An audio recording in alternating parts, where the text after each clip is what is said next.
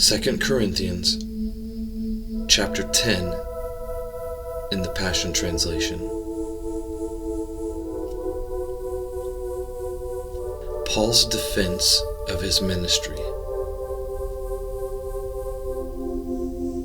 Now, please listen, for I need to address an issue.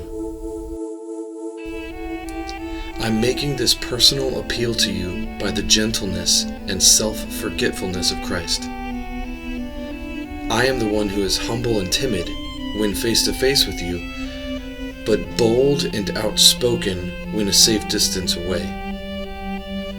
Now I plead with you that when I come, don't force me to take a hard line with you, which I'm willing to do, by daring to confront those who mistakenly believe that we are living by the standards of the world, not by the Spirit's wisdom and power.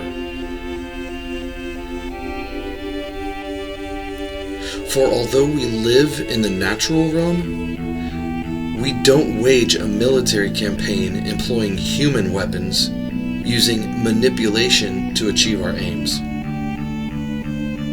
Instead, our spiritual weapons are energized with divine power to effectively dismantle the defenses behind which people hide.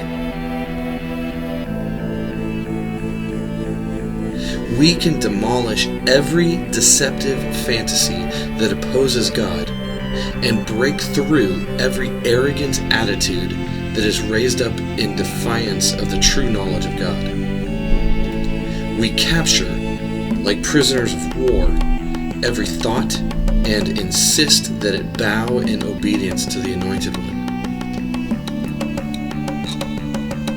Since we are armed with such dynamic weaponry, we stand ready to punish any trace of rebellion as soon as you choose complete obedience.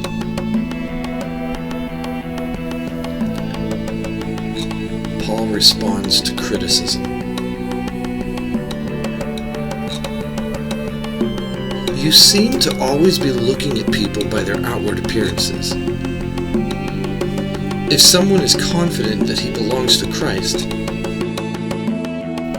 he should remind himself of this. We belong to Christ no less than he does. I am not ashamed, even if I've come across as one who has overstated the authority given to us by the Lord. For it is the authority to help build you up, not tear you down. I don't want to seem as though I'm trying to bully you with my letters. For I can imagine some of you saying, his letters are authoritative and stern, but when he's with us he's not that impressive, and he's a poor speaker. Such a person should realize that when we arrive, there will be no difference in the actions we take and the words we write. Paul's Apostolic Mandate. Of course, we wouldn't dare to put ourselves in the same class or compare ourselves with those who rate themselves so highly. They compare themselves to one another and make up their own standards to measure themselves by. And then they judge themselves by their own standards. What self-delusion! But we are those who choose to limit our boasting to only the measure of the work to which God has appointed us. A measure that, by the way, has reached as far as you.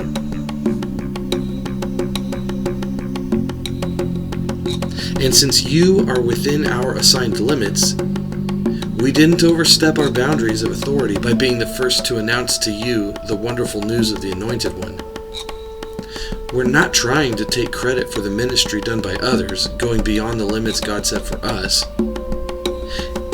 Instead, our hope soars as your faith continues to grow, causing a great expansion of our ministry among you.